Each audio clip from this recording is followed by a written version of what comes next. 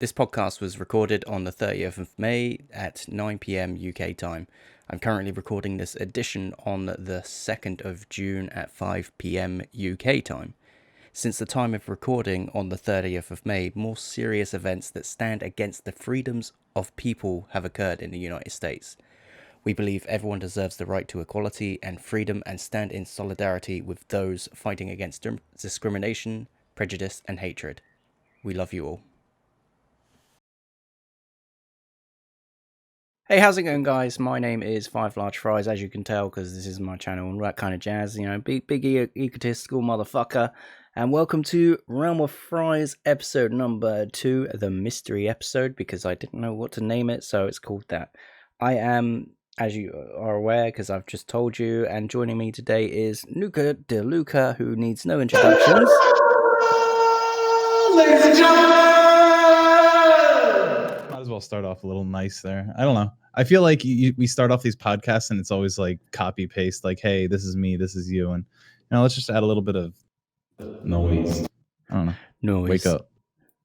Like sometimes waking up to a podcast is a nice thing, but like, how about waking up to a fucking podcast? This isn't something Let's that you get ready to rumble kind of thing. Well, what's on the subject today, FLF? What do you want to talk about? Well, Dungeons and Dragons, because that's definitely going to be on there. Also the flight, the space flight just went off. That was about an hour ago. I still need to watch that. Like, I'm gonna go back and watch like the whole thing most likely. The whole thing. Yeah. What else are we gonna talk about?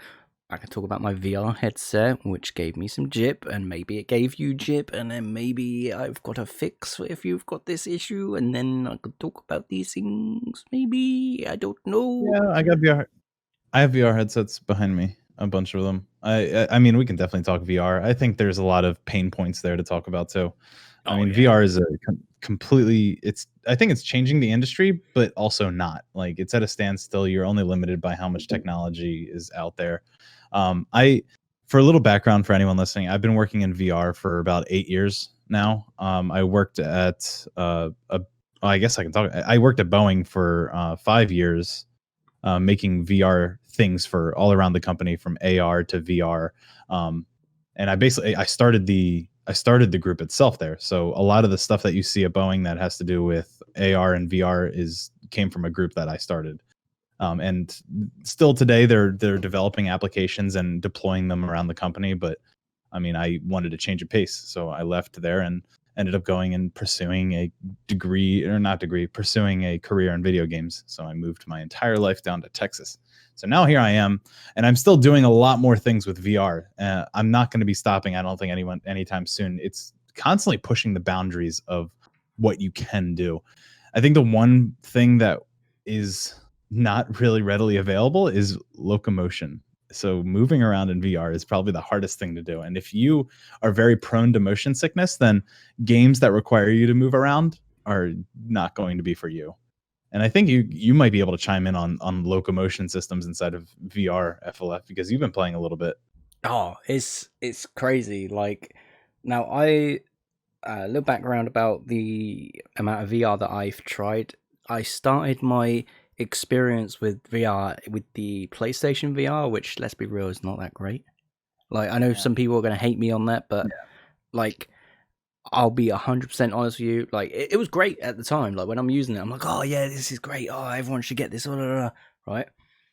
But when you move into, like, I don't want to say what I got is big boy category, but like, when you move into that sort of spectrum of things, you realize that, damn, that was actually a piece of shit, right? Yeah. Because it is. Essentially, for those that don't know how the PSVR works, it essentially tracks the lights with a camera. So you have the PlayStation camera, which has two lenses, and those two lenses will track a bunch of blue lights on the headset, and then a bunch of blue lights either on your PlayStation controller itself, or if you've got the Move controllers, it will track it on the Move controllers, right? But essentially, these Move controllers, they are basically dildos with fucking lit up balls on the end, right? That's That's what. essentially what they are, right? Yeah. And to track that and how close these balls are getting, it gets, there's so many different things that can put it off. Like if your lighting in the room is too bright, then it's not going to pick up the lights on all the sensors in the headset. But if it's too dark, again, it's not really going to pick up the distance of how close that light is. It's very hard to get the perfect setup for the PlayStation VR. But It was affordable. That's really what it was, I think. yeah, I think it came down to affordability, and really, I don't think there is going to be an affordable solution for decent VR. And even now, when you look at the Vive is still going to cost a pretty penny. But I think you look at the Vive, and that's really where VR really started to transform into a good direction, where you could actually start moving around. And hell, in some cases, you really even don't need a cord anymore. I've definitely had my fair share of VR without a cord, and I gotta say, it's definitely worth the investment. I think it's going in a good direction. The one thing on your point though is that I don't understand why they chose to do the lights the way they did. I guess because alternatives like infrared was not a part of the equation there. I'm not mm, entirely sure about the development of that, but when you look at the Vive, you have the spinning motors in the lighthouses, so that's outside in tracking, and then you have inside out tracking. And to quickly explain the two, FLF knows, but inside out tracking is when the headset itself is tracking the area around you, so that it will create your boundaries, it'll tell you where you are, and it'll give you guidelines. Outside in tracking is when you have base stations that are set up in a room, such as the Vive, that are looking outwards in and basically sending signals to be able to locate your headset in space. And what's so nice about current headsets is we're really drifting towards that inside out tracking, which is going to become the norm. Like you're not going to see outside in tracking so much anymore. That and if you do, I think you'll have like a far lighter headset. I want to see a good solution with outside in tracking where you have all these base stations set up, and I think as long as they're low profile and if it really brings down the weight of the headset, then we're going to see a lot of great things out of it. But what's really cool and what Oculus is doing, they're really pushing forward the boundaries of inside out tracking, so tracking from the headset out. The Oculus Quest is a good example. The Oculus Quest is a great piece of hardware. Um, in my head, I think it's affordable. I think it's definitely something to pick up, and it's very fun. It's a very powerful mobile headset. It has no cords. You put it on, it has that inside out tracking. The controllers are really cool. The demos they have on it, the games are great. They even have one of the best games out there, which is Super Hot. That being on a headset that's completely mobile is a very good and must try. Other than that, you have a lower profile, like a lower cost solution, which is the Oculus. It's not the Quest. It's the one that's a lot cheaper. Go. But that one is, yeah, it's the Oculus Go. Yeah. So I worked on development with the Go for about a year, making games for Discovery Education. And when we were using those, they served their purpose, like, but they only had 6 degrees of freedom. You could rotate your yaw, your pitch. You could rotate. That's it, but you couldn't translate. So if you got up, you moved around, you wouldn't be able to move. It's just a stationary camera. So think like a 360 video where you're only one point. But the cool thing is like if you were to make games in it, you would have that nice perspective, and like, you still got everything out of it basically, but you just couldn't. You had no locomotion unless you added teleportation into your thing. Then you could move around. But you moving around physically, there was no accelerometer that tracked your movement. The controller also tracked its rotation, the pitch, the yaw, so you could see the controller, which was oddly placed to your right and slightly lower than your camera. But if you moved around the controller, then it wouldn't move. You could just see the rotation of it. So it had its limitations, and I think it was good for what it did. I put on so many demos of that thing. I've cleaned so many headsets. I went to a competition and I got to demo out a bunch of the games that I made, and kids got to try them. And I think that was one of the coolest things. Is at the end of the day, I had more people basically playing a game that I had made than I put making into the game. So that's always, I think, one of the coolest things. I had over 3,000 people, kids, try this game that I made and come out happy and excited and wanting to buy their own headset and excited for the future. And to have that kind of impact on an incoming generation of engineers made me so happy. And I think that's going to be one of the coolest things. I want to see VR begin to stride. I want to see it jump forward. I want to see it make leaps and bounds. But I think is a lot of things holding it back. Again, we talked about Facebook last week. Like, what the hell are they doing? I guess it's just going to Oculus at this point. Yeah, it looks it. Speaking of that, I bought myself the Rift S, right? Yeah? And I've only had it now for a few days, but the first few days there was so many teething problems. Nuka, you'll know because I messaged you about it. So what it is, I'll talk about my PC specs first of all, so you'll understand that this PC can run the system, the hardware. So I'm running an Asus Strix Z270E motherboard with 16 gigs RAM, a i7-7700K, and that's not overclocked. It's just your default settings, and a GTX 1080 as the graphics card, right? So that's perfect kind of computer for VR, right? Yeah, it is. It's VR ready. Yeah, it's VR ready, right? Now, I got my VR. I was really excited to set it up. I plugged it all in. Everything was fine. I started downloading the software that I needed. The software downloaded. I went to go put on the headset to start because it said, "Oh, now put it on your headset to start the setup." Right? I put it on. Nothing there. I'm like, okay, what the fuck? So I took the headset off, and then suddenly I looked over at my keyboard, and there was no lights on it at all. There was no lights on that. There was no lights on the mouse. My Stream Deck was off. I was like, what the fuck? So I'm pressing all the buttons to see if it was like something, like maybe it had gone to sleep. Nothing at all. In the end, I had to turn my computer off because I was like, right, it's obviously like shut down, whatever. I turned my computer off, turn it back on. I did that. Did not work. Still, all the USBs were completely out. And I'm panicking at this point. I'm thinking, shit, did this just like fry like a certain part of my motherboard where the USBs are now like not going to work? And I'm bricking it. I'm thinking, shit, I'm going to have to spend like nearly 300 quid or so on a new motherboard. And I'm thinking, at that point, I may as well just get a new CPU because I've wanted a new CPU anyway. So I'm thinking, shit, I'm going to have to spend like nearly 800 quid here. All right. So I'm pressing it on, pressing it off, and it's still not working.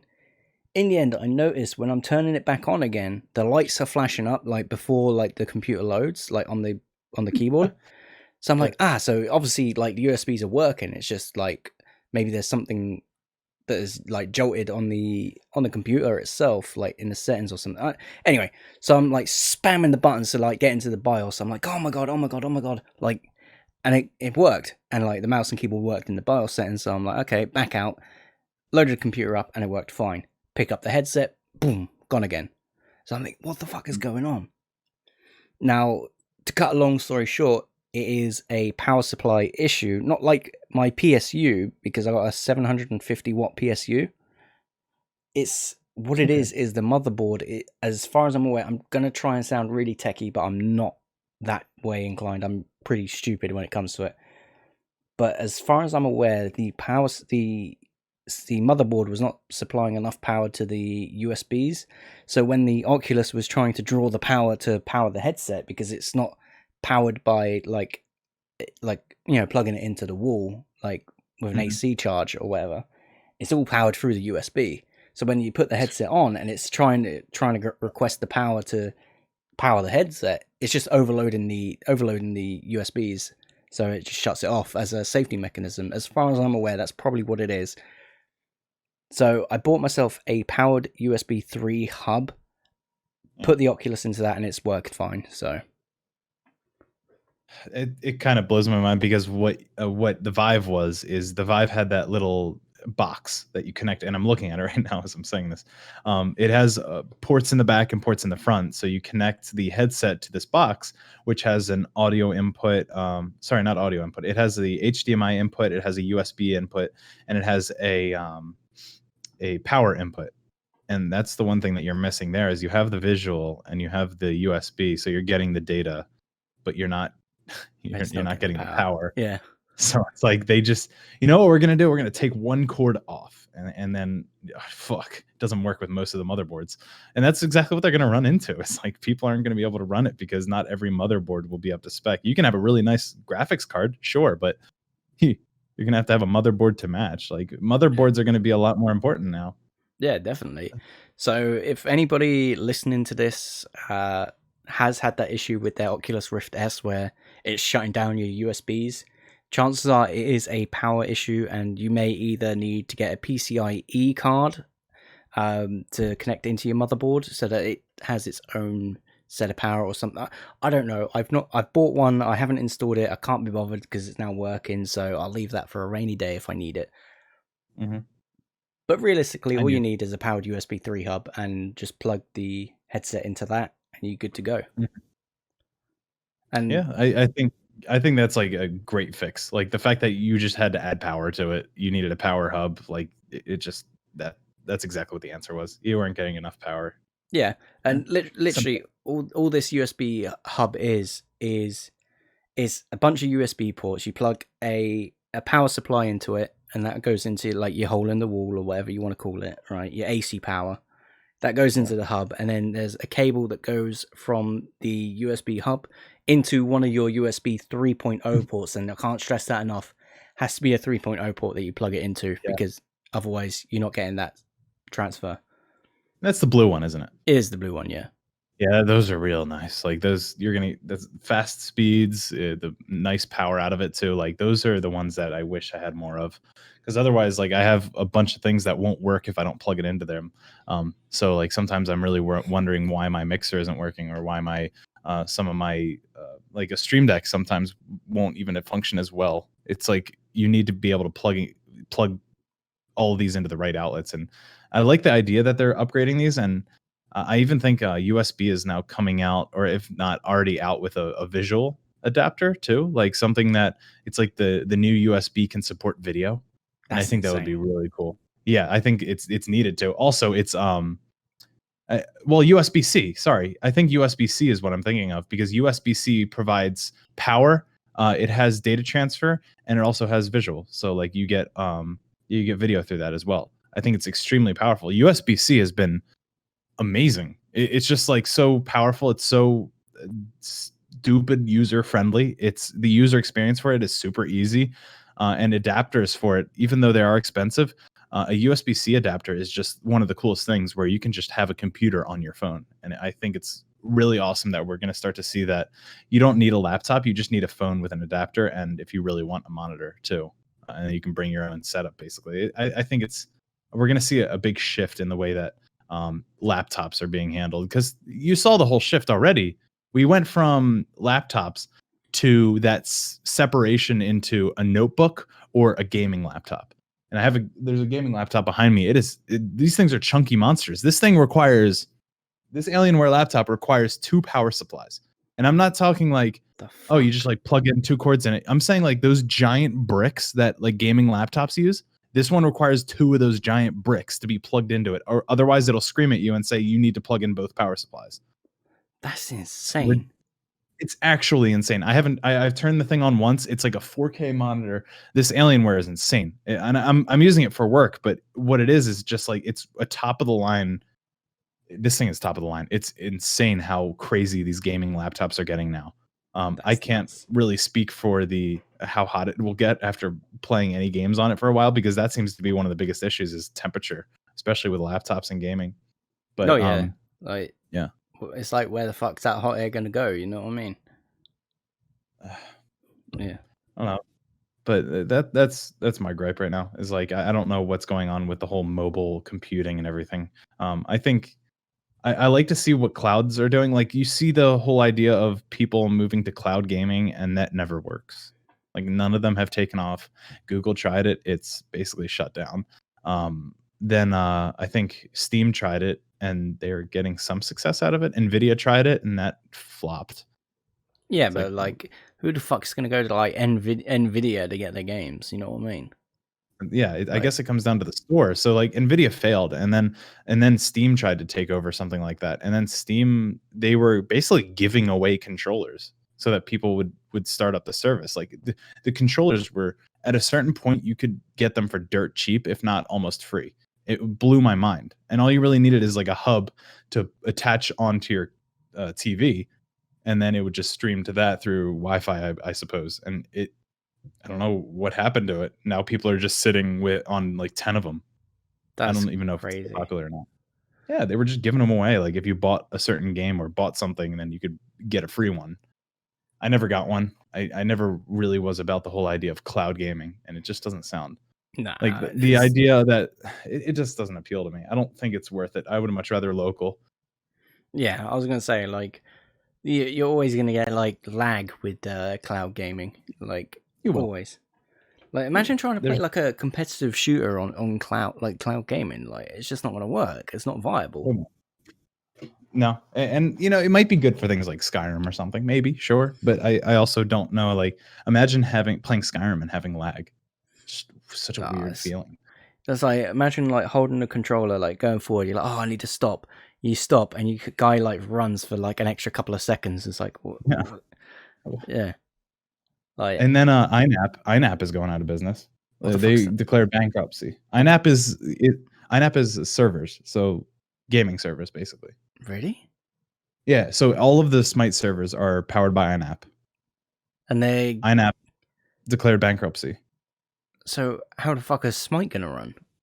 I don't fucking know. They don't know. Nobody really knows. I think right now it's up in the air, and it's like, oh, good luck. See what happens.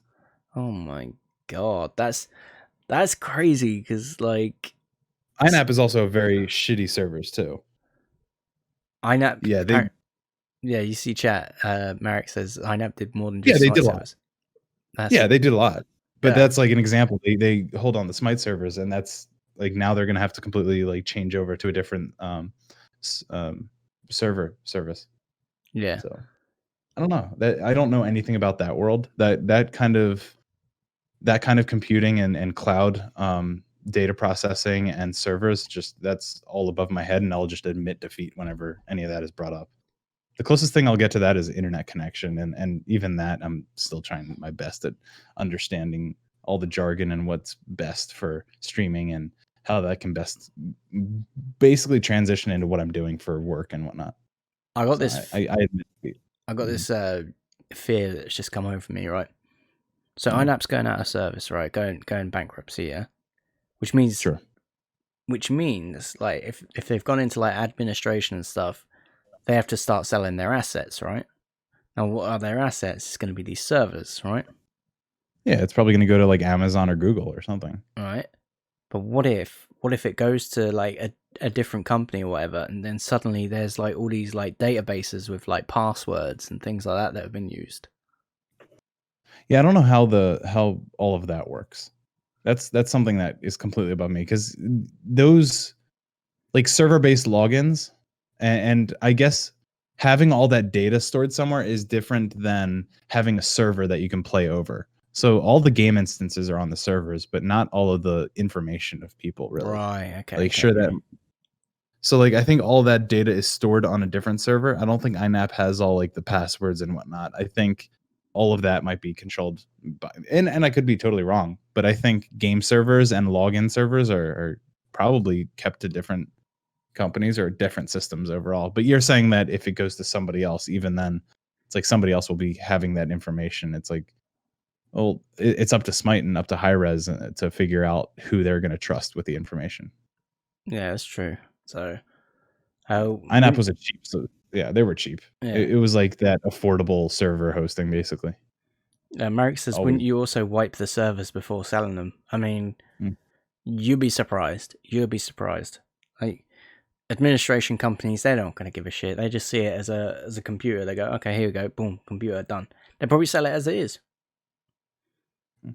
You know, like, and then a company will get it, and then they'll be like, oh, we are going to have to wipe this now. Oh, for fuck's sake.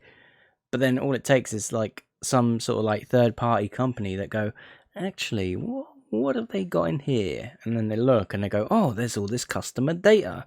Yoink. You know what I Mm. mean? And then they sell that on the black market, and there we are. Then you've got a data leak.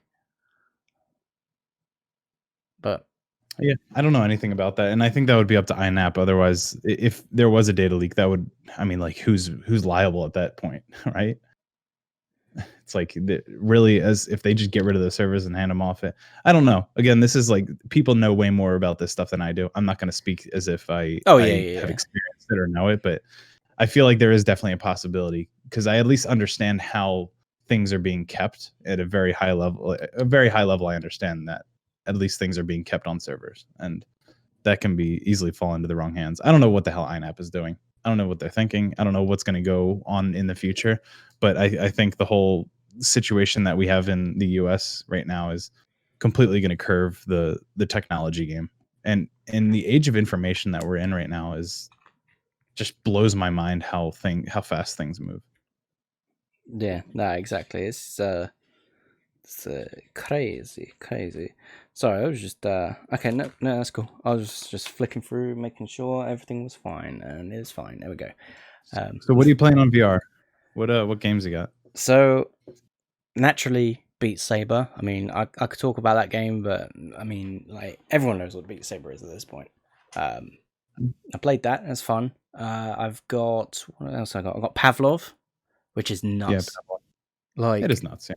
Very American. Yeah, I was gonna say, no, it's very Russian.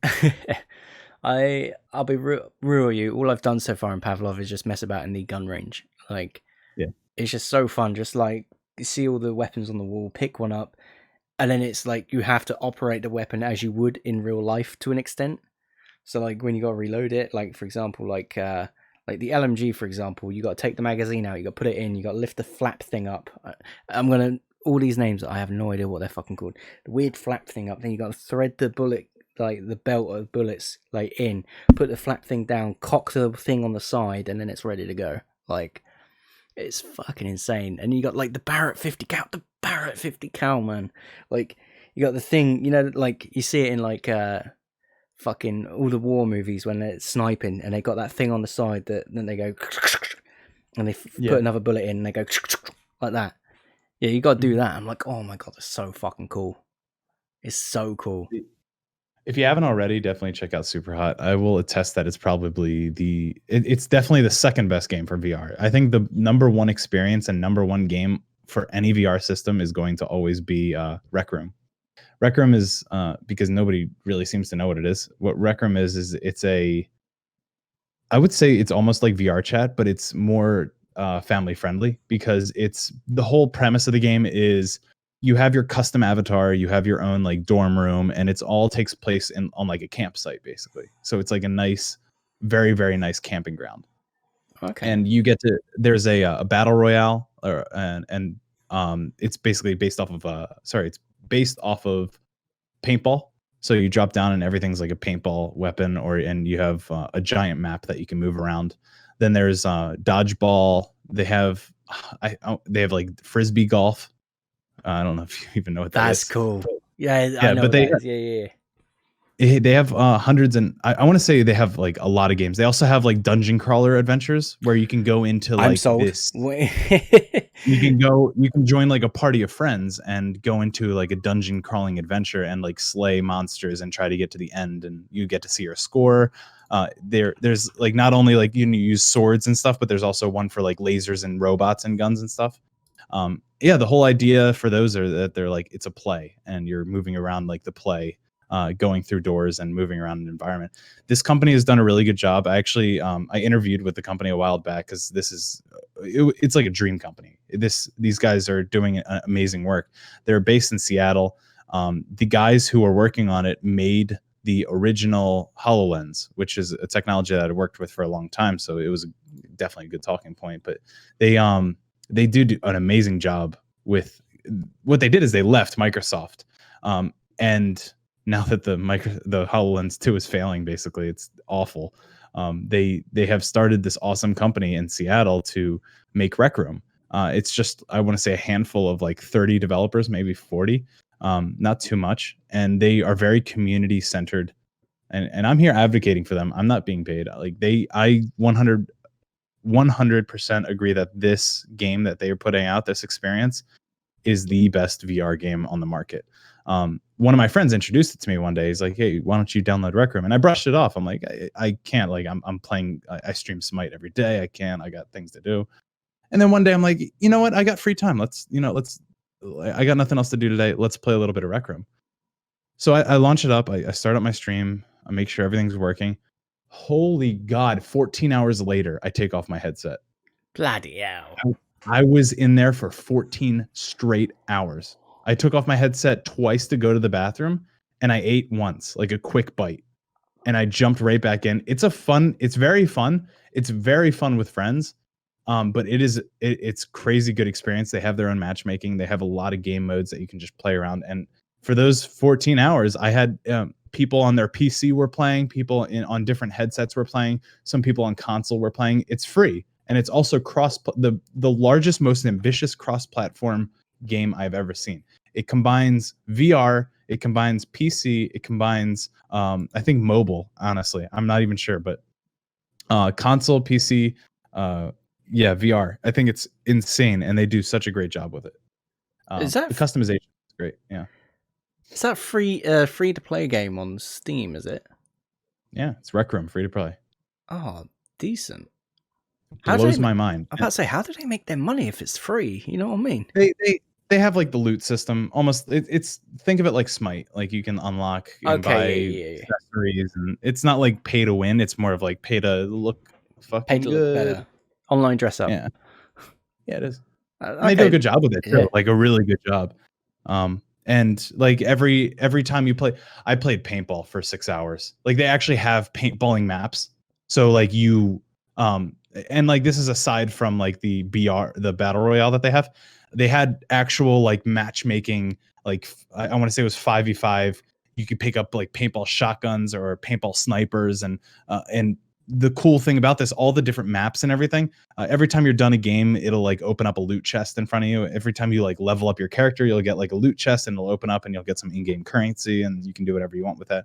I mostly ignored that stuff because I get caught into it too easily. But as I was playing, it's just like I played paintball for so long, and it was so fun. Being able to like spawn camp people in VR is so fun. Stop! My penis can only get so erect. It's really good. It's very kid friendly, and it's very fun. Like it is. That's an awkward timing to say it's a kid friendly game, and I've just talked about. Oh dear. I'll download it if you want to play it with me. Hint, hint, nudge, nudge, wink, wink. Yeah, no doubt. Do it. I mean, I got two VR headsets. I got to try the other one now. Yeah, I want to try that so bad. Like after the podcast, we'll do it. Mm-hmm. Yeah, you down for that? You down for that? No, I got D&D today. Oh yeah, of course you have. Oh shit. Yeah, I have D&D right after the podcast. We're gonna be live on Meta Initiative. Oh yeah. Let's talk about that really. I say really quickly. Let's talk about. Yeah, that was one of the first points. Let's talk about the D&D. So, what did you think? Because nobody's going to be able to hear this. That is going to be a part of the session tonight. I'm not going to spoil the session regardless, because there may be a chance, like Merrick, for example, watching, he probably will tune in. So I don't want to spoil it for him. And plus, anyone listening, you guys can certainly go back to the VODs. It's very fun, but at a high level, I mean, there's very little that you can really spoil without being in the moment. A lot of it was like it was a puzzle house, is what it was. Yeah. So why don't you explain from your perspective your encounter and what happened the entire session? Okay, so I will put a spoiler warning. So if you don't want spoilers, anyway, you get the idea. Anyway, so I made my character. Like, I made this before we started, and I made him kind of pretty much like myself in a way. But I made him a bard because I thought like if I was in this sort of adventure, what would I be? I'd probably be a bard, wouldn't I? Because at the end of the day, I'm a streamer, so I'm here to entertain. So a bard is there to entertain. So I was like, fuck it, I'll be a bard, right? And holy shit, was it hilarious! So the first thing we did, obviously, the introduction, sort of like where we all introduce ourselves and stuff. We went to this bar, and the first thing I did was played Cupid, right? There was a guy serving at the bar, like taking money at the bar, and he wasn't paying no attention. He was just like eyeing up this woman. So I'm like, okay, I'll see if I can play Cupid. I went up to this woman. And I was like, oh yeah, it says, just this the guy, you know him over there. And she's like, oh yeah, I know him. Blah, blah, blah. I was like, he's a bit of a diamond in the rough there, if you know what I mean. And I kind of winked and did like this persuasion check. Natural 20. Then later on, it turns out that they're brother and sister, and I just caused a little bit of wincest. But you really did. Oh. The bar kicked you out. They closed early, and they Yeah. Bow, Then you proceeded to the bow, puzzle bow. house. The puzzle house was cool. I'm It glad that was. I finally ended up to do that. That was actually a recommendation. I was talking to a few people about what they wanted to do, and it was a session that didn't end up going through. Like I had played D&D with a group a few times, and I said, okay, what are you guys looking for another session? One of the people gave me an idea to do a puzzle house. I was like, okay, or a puzzle. They wanted it to be puzzle oriented and almost text adventure based, like something based off of those words. I was Right, like, okay, okay. I'll find something. So I found a puzzle house, something that can be injected into any city, and it's called Tocap's Puzzle House. If you look it up on the Dungeon Masters Guild, you'll be able to find it and buy it for like a few dollars. It's great.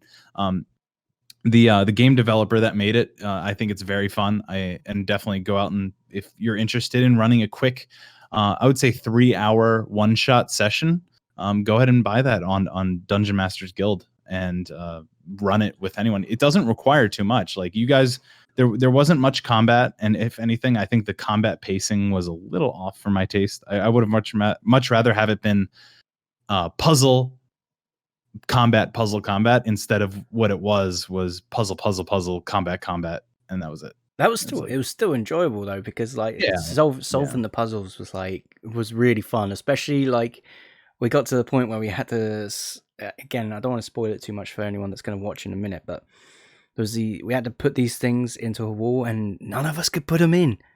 Like, it was just a simple thing, putting them into a wall. It required a sleight of hand check of 10, and you guys had to get a 10. That's it. Like anybody in the party that could get a 10, you guys were fine. So all that really required is that anyone in the party that had these things on hand had to roll at least a 10 on their dice on a D20. And that's how everything in D&D is really done. It's dictated by the roll of a D20. And as long as you rolled on the other half, the higher half, you were good. And they rolled probably, I want to say 30 to 35 times to try to unlock or to try to put them in place. Almost all of them, on the exception of 2 of them, which were natural 20s, all of them were below 10. And it blew my mind. Like I'm looking at the roll chat, and it's just a list of like 4, 3, 7, 7, 3, 4. And it's like, you guys certainly tried. And there is a certain point as a DM, I need to be able to proceed and continue. But this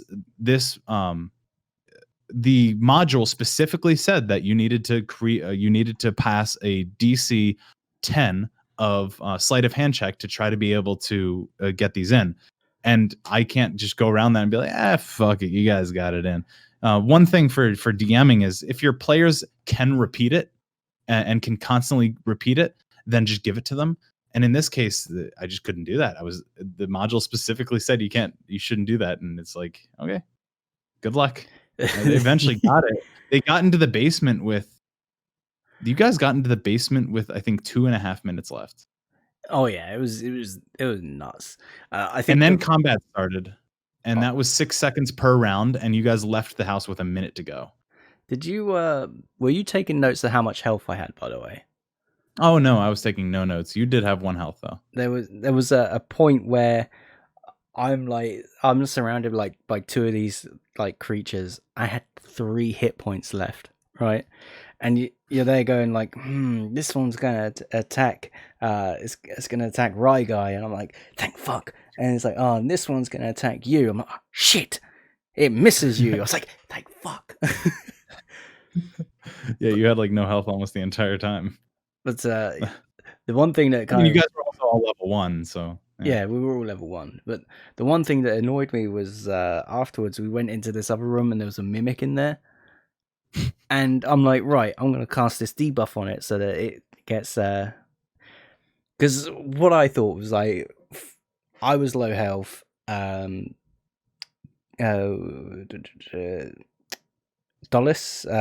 who's playing Dollis? Yeah, Mickey, yeah, of course it was Mickey. Yeah. He, because I tried to learn it by the character name so I could like stay and roll the whole time. So that's why, yeah. He was on like 1 HP. I was on like 1 HP. I had no idea what Rye was on. He must have been on like 3 or something, right? Where going into it? Yeah, going into it, and I'm thinking. Yeah, meanwhile, he tanked it, and he had probably like 15 HP. It was insane. I'm just there He, thinking we need to yeah, fucking book it. That's why I was like standing by the door yeah, waiting, for, you know. And in yeah. the end, the only reason I got close was because in my head I'm thinking, right, my character would have shoved this thing out the way using like the shove action or like push, or you know, because you can do that with a strength check. So I was going to Mhm. attempt to push it away so that everyone else can like fuck off and not get an opportunity of attack, like get attacked by this thing as they're leaving. But what I think everyone kind of forgot. I mean, because I have my character sheet there, and it told me exactly what actions I could do, right? Which is Yeah. really cool, right? Yeah, D&D Beyond is great. Yeah, And that I mean, a lot of people are sponsored by D&D Beyond. I'm out here just like advocating for free because it's just a product that I do believe in.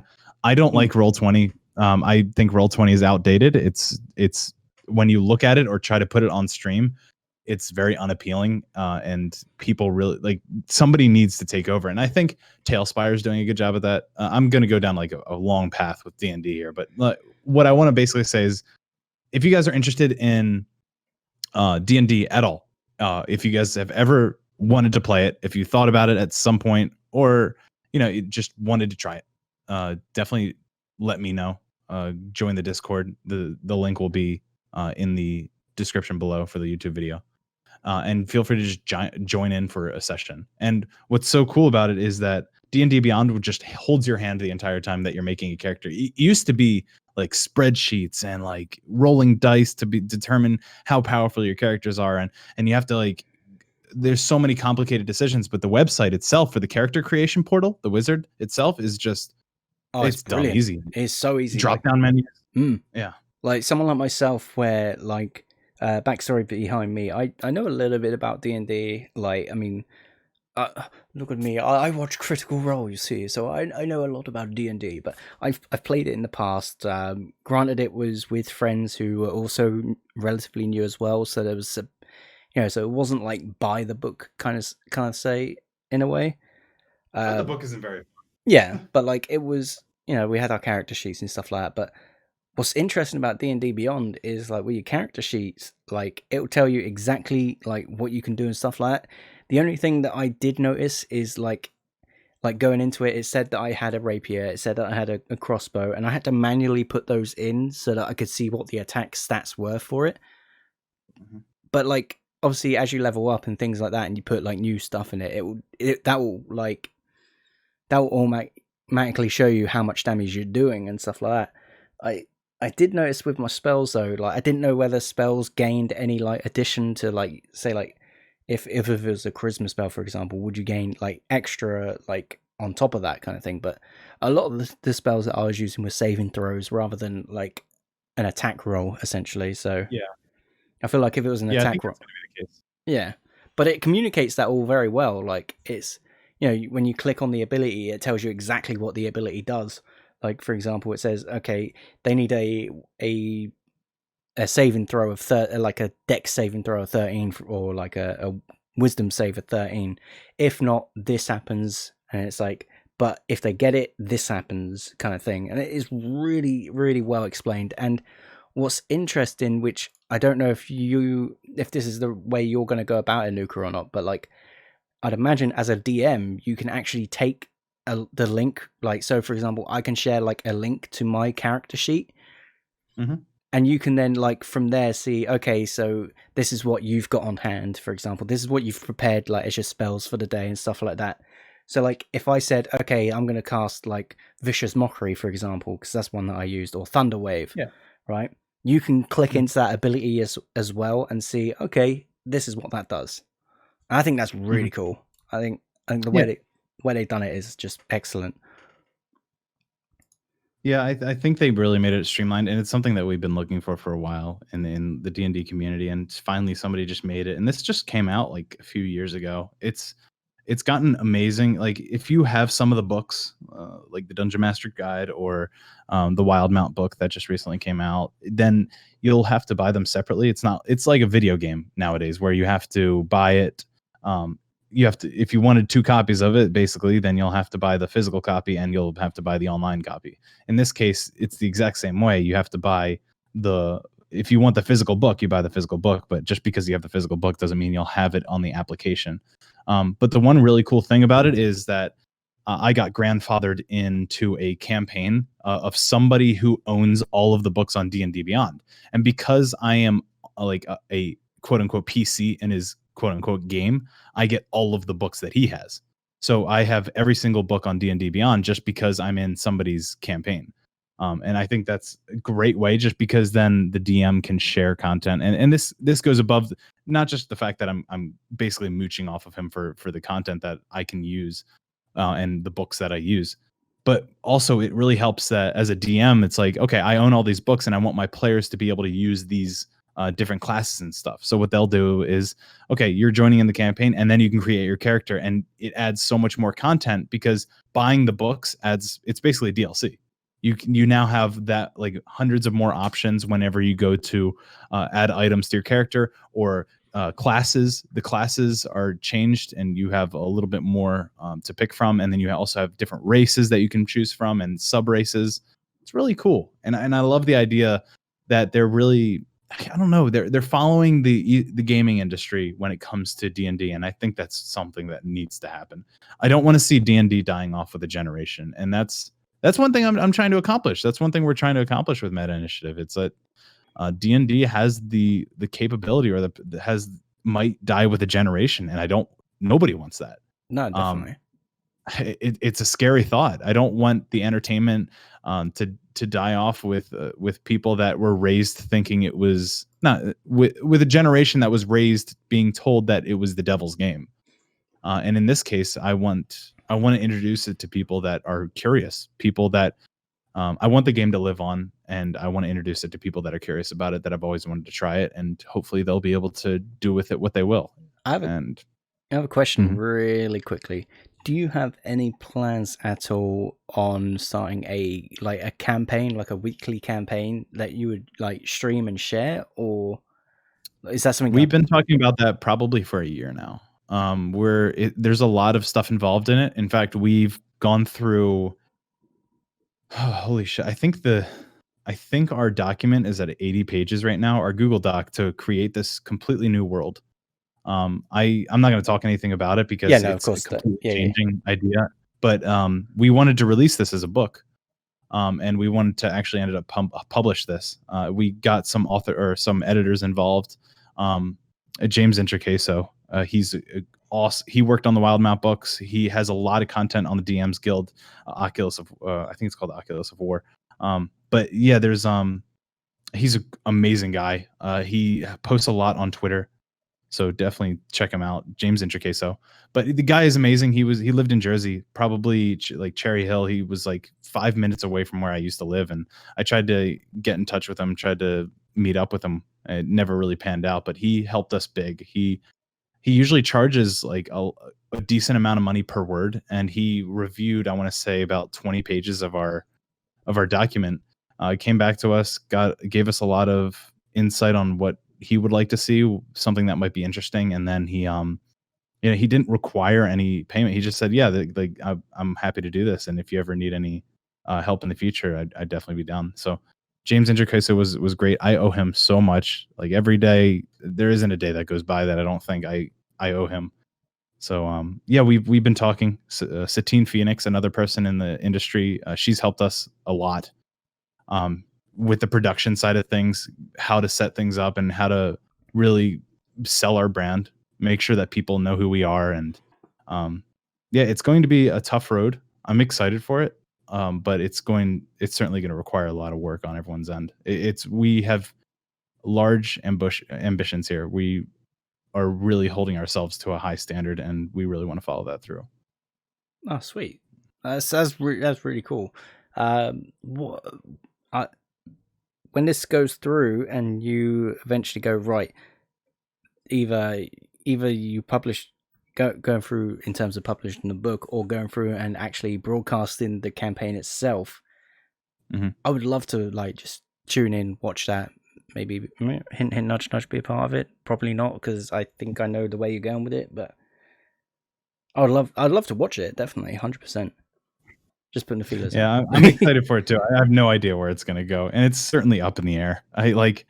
nothing's ever really set in stone. And the thing about that is that we've worked so hard onto creating this world, and I mean, we're talking to a lot of people to try to get the production side of this moving forward. And Yeah, definitely. yeah, Obey Alliance has been super, super supportive of what we're trying to do. I hope it pans out, and I think it will. We just have to keep putting in the work for it. But that's the Meta Initiative. If you guys are interested, again, the links will be down below if you are all wondering. I was gonna say I'll put the links in the description of the video on YouTube, and if you are watching on or listening, sorry, on iTunes and any other like podcast app that you or wherever you would get the podcast, usually in the description of the show will be the links to can't even get the words out. Sorry, Meta Initiative. Is that how you say it? Yeah. Meta Initiative. Yeah. I'm tired, even though I've had like a shit ton of sleep. I'm still tired. We're getting there. Last week I couldn't remember the name. This week I can't pronounce the name. Third time will be the charm next week, I swear. But the links to all of that, the Discord, definitely the Discord, the Twitch channel, I'll put that in. Have we got the Twitch channel in there from last week? Oh, I can't remember. I don't know. There's a lot of information that goes into it, and we still have yet to have an initial tweet to go public with it. Technically, we're not public yet, but that's also the good thing is I'm trying to, I guess, like wean people into it. So we're having public games, and you guys can sign up for the public games whenever they're up there. But yeah, I don't want it to go too public yet because I want to figure out the ropes. I want to make sure that there's a lot of discovery going on in this early phase that it's like beta testing almost, and I'm learning a lot. And as we're going through, we're implementing new rules, and it's been a really good time right now. So even like the last 2 weeks, I've learned so much of things that I need to do for MI before we even go public. I was gonna say, like, you you sort of just sit there and you talk about things and you think, oh, you're thinking of ideas and stuff like that. Like, I keep having these little ideas that obviously, because I don't have any part of it, I can't really say, right? And I feel rude even doing it. I'm going to ask anyway, just because I'm curious, and it's not like I'm pushing an idea or anything like that. I'm overthinking these things, But with Meta Initiative, further on down the line, do you have any plans of like? Because at the moment, as far as I'm aware, it's just you like doing the public games, right?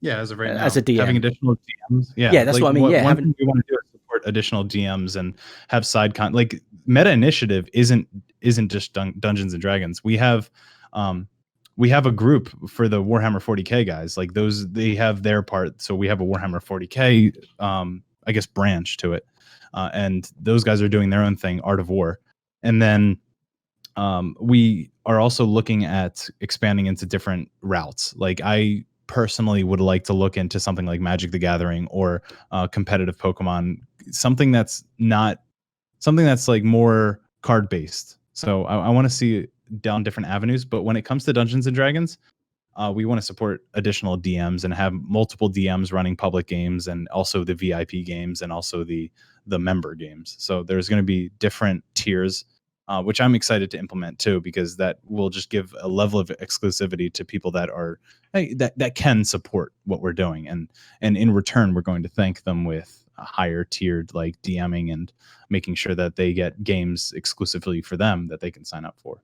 I think that's really cool. Sorry, but yeah, we're going to be putting in a system where that additional DMs can come in and run their own games through our basically through our name. That's cool. So it's like, oh, you're a partnered DM through Meta Initiative. Can you imagine? Like, imagine something like that. Like, oh yes, I'm part of Meta Initiative. I'm a partnered DM with them. It's like thinking about it with an esports way almost. And I think esports has done a lot of great things, especially orgs. And I think having an org in the tabletop industry, in the tabletop scene, is something to play around with. I want to see what happens. And I think it can go really well.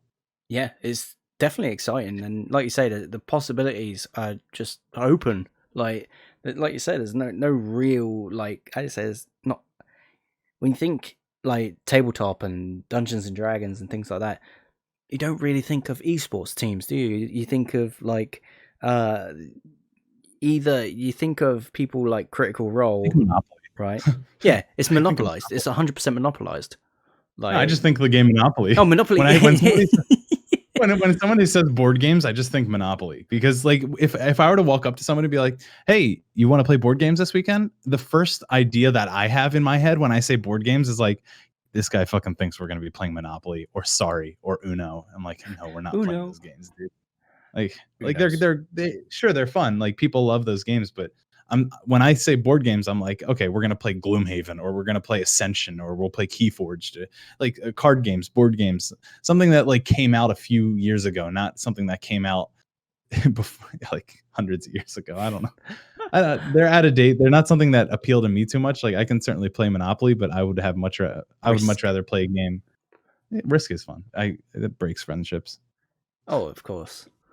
It's risky. Mm-hmm. Risky. Okay. Oh dear. Right. I think that's pretty much it for this episode, isn't it? Like, we talked about Dungeons and Dragons. We talked about the VR. I was going to talk about Minecraft Dungeons, but I know it's not a game that you're interested in. And don't care too much about it. I love Minecraft, just don't care for dungeons. Yeah. It looks fun. Oh, sure. It is fun. It is like if you enjoy like Diablo, especially I think it's more along the lines of Diablo 2 with the way you move and attack and stuff. It's isometric. It's an isometric third person dungeon crawler. Yeah, it is so fun, and you got the graphics of like Minecraft and stuff like that. It's just, I mean, it builds on a story, and the story's like quite fun and entertaining, and it's good. It's good. It's short, very short, but it's still enjoyable. And they said that there's DLC coming out in July, which is very, very, very soon from when the game is launched. So, makes you wonder if they held that back to sell off kind of thing. But, it sounds like it. Yeah, is what it is, though. But, that's pretty much going to be it for this episode. That went by so quick. It did, didn't it? That went really quick. Did. Yeah. If I can I'll do a quick plug. I'm Nuka DeLuca. You can find me at twitch.tv/Nuka DeLuca, or Twitter Nuka DeLuca, or all the Meta Initiative stuff will be down below. But yeah, check out Meta Initiative. Again, if you guys are interested in D&D, if you guys want to basically start and be part of the founding team or founding community of what it will be a huge D&D conglomerate, and then go ahead and join the Discord down below. And if there's any public games, feel free to just sign up, and I will be your DM. Yeah, definitely go check it out. All of his links will be in the description of the podcast on YouTube. It will be in the description, so make sure you check it out. I'm looking at you right now. You're not doing it. You're not scrolling down there. You're not scrolling down. Scroll down there. Subscribe, like, comment. There was, and just to like point out before like we do officially end this, which I think we already have twice. The people down in the comments, like everyone in the comment section from the first video, awesome. Like I love the interaction. Like that made me so happy. Like that actually made my day. I don't know about you. Like, sorry, carry on.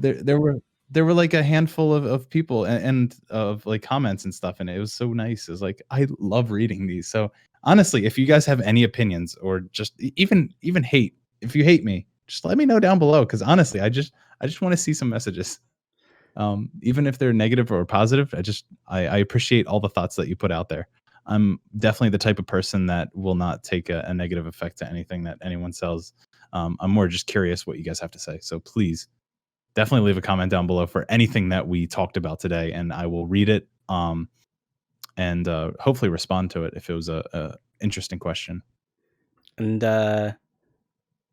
you know who you are, Mister. I'm gonna comment every time I want to talk. I'm gonna get a new comment, a new comment, a new comment. I love that shit. Oh, that's great. Like during the entire, you can tell that somebody's watching the episode, and they just every time something happens, they comment during that point in the video, as if it's like a live chat, but it's more just the comment section. Yeah, I really like so that. Cool. Yeah. No, I absolutely love that. Like, I know he said, "Oh, maybe I should have just kept it in like one set of replies." I mean, like, fuck that. I mean, you man. Like, it's like if I love separate. Like, I love all the different ones. That's also how I text.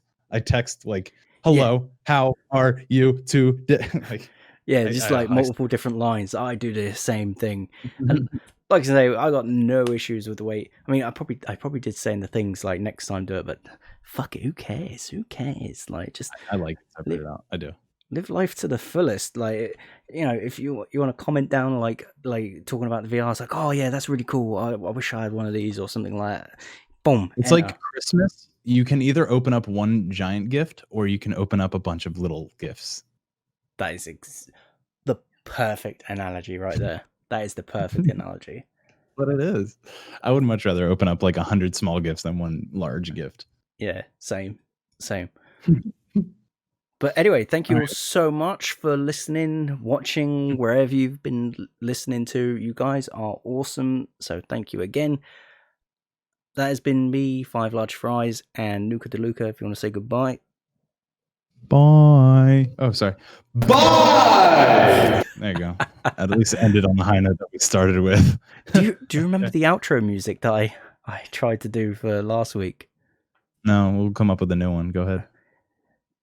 Goodbye, my lover. Goodbye, my friend. Oh, watch you get coffee strike for that one little section. Oh dear. Oh, he's only gone and fucked it. Okay, let's think of something upbeat. Ready?